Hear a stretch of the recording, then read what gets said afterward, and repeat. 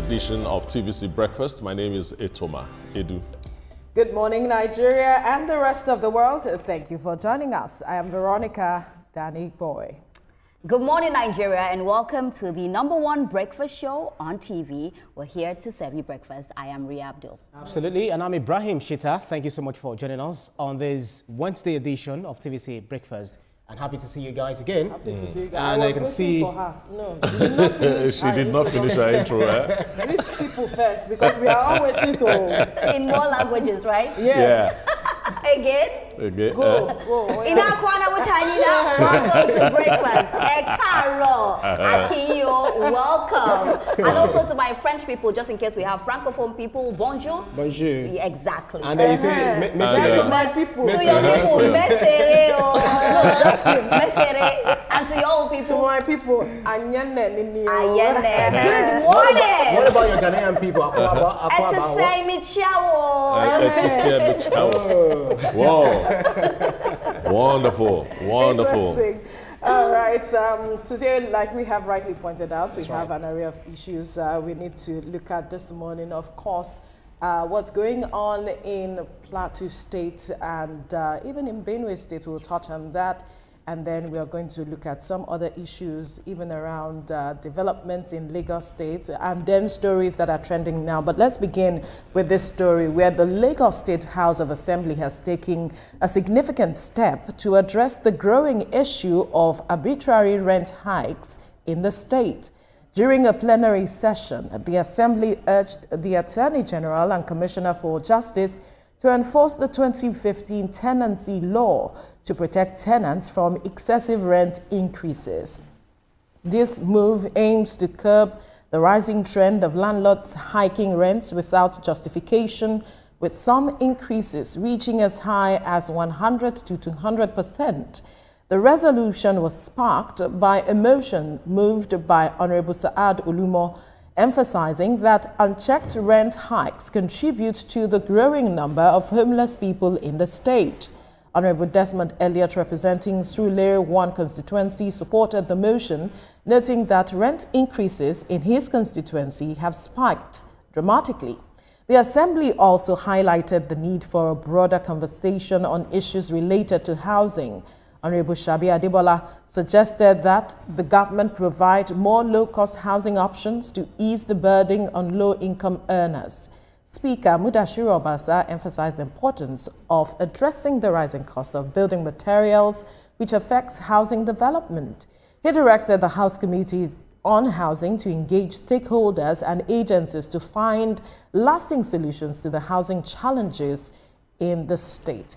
It's interesting that this conversation is coming up now in the State Assembly with regards to the rising cost of rent across Lagos State, because the cost of rent is peculiar to locations. So if you are in Lekki, Ajah, the rent is different. If you are on the mainland, the rent is different. There's no uniformity per se, even if it is 3-story or 2-bedroom flat or 1-bedroom flat, whatever it might be. But the issue is they are not dealing it from the root.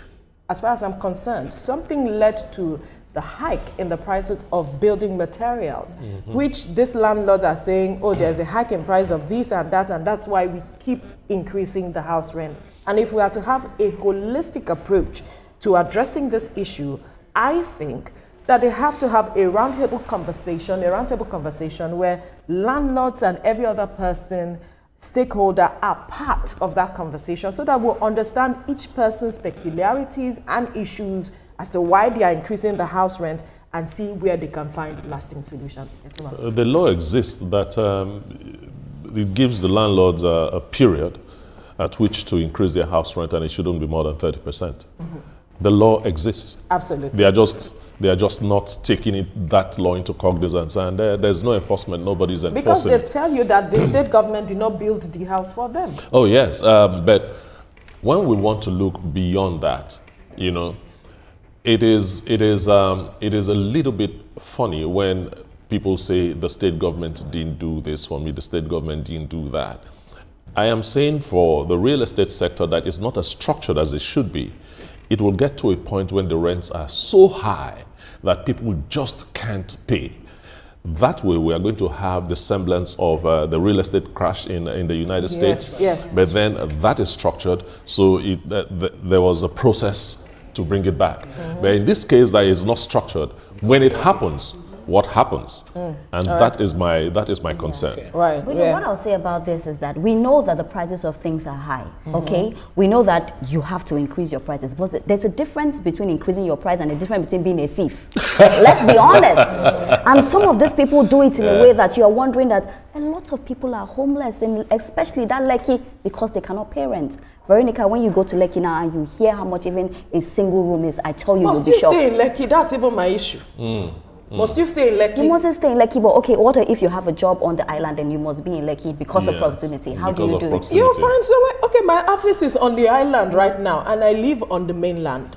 Yes, you might say, Think about I have fuel, my means logistics, and all of that. What are people that don't have cars? Right. Yes, but then you have to look at, okay, if I'm paying so much and I do not earn so much, where is comfortable for me? Cut your coat according to your material. Also, I think the agents are also the #1 problem, because honestly, the agents, they are the ones that need to be like really even held accountable. Agents. Exactly. So you just took that out of my mouth. Just as we have the Shylock landlords, and then we also have the agents too, the katikati, that's where I call them. Because one thing is the landlord will say, okay, this is what my rent is due for. So for renters who are coming, this is how much I want to live with.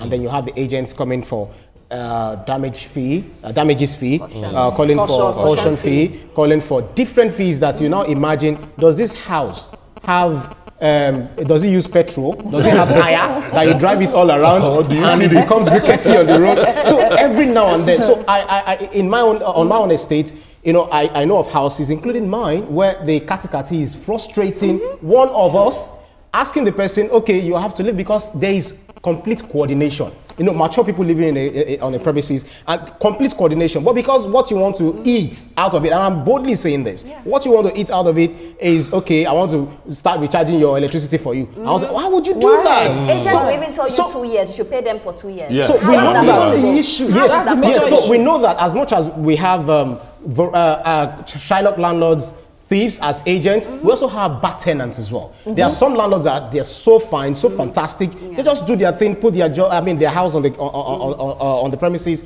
and then you have bad tenants that they will not even pay. I was even calling one of my tenants yesterday that belongs to my dad's house. Like, you do not, your rent is due. You're not even making a call. I'm even calling, you're not even picking my calls. No. What exactly do you people even want? There are other underlying issues where some persons come and meet certain landlords and say, you know what, whatever the amount, I'm willing to pay. And then they tell you that, okay, because these crop of persons, I do not want to mention their names, can pay this amount, they are the only ones we are going to give our house to. And then that's why they are also increasing these monies. If we can have enforcement to the letter, it would be good for us to see that a number of persons can own houses, not just own houses, but can afford to pay for these houses at the end of the day. That's what Nigerians want, and also negotiate.